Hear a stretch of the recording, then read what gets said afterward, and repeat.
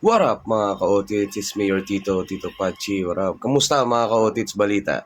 Oh, bagong lahat. Alam nyo na ba yung bagong balita at nagiinit na balita ngayon tungkol dyan sa PhilHealth na yan? Wala, simple lang naman. Napirmahan lang naman ng ating Pangulo ngayong araw na to yung 2025 budget para dyan sa subsidy sa PhilHealth na yan. At ziniro pa rin talaga nila yung subsidy or yung budget na kanilang dapat ibibigay o kontribusyon para dyan sa PhilHealth na yan. Na kung saan si PhilHealth lang naman ang tinatawag na State Health Insurance Provider. Tapos isi-zero nyo yung budget at subsidy nyo dyan. Grabe kayo, Pangulo.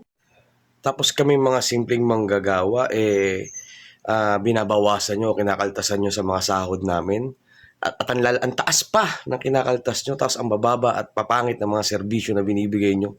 Grabe ba? At alam nyo ba kung bakit nila siniro yung subsidy na yan or yung budget na yan sa PhilHealth?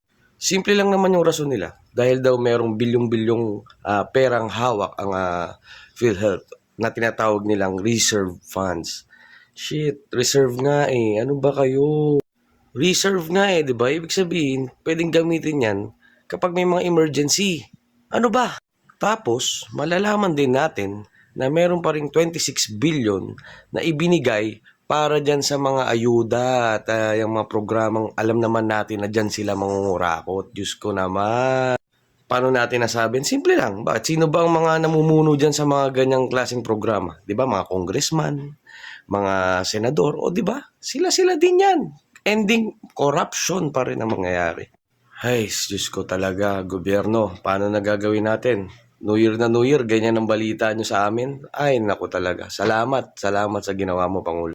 Pero syempre, andito ang Tito Pachi para bumati sa inyo ng maligayang Pasko at manigong bagong taon. No? Sana kahit papano, kahit ganyan yung mga nababalitaan na natin maging maganda ang susunod yung taon. No?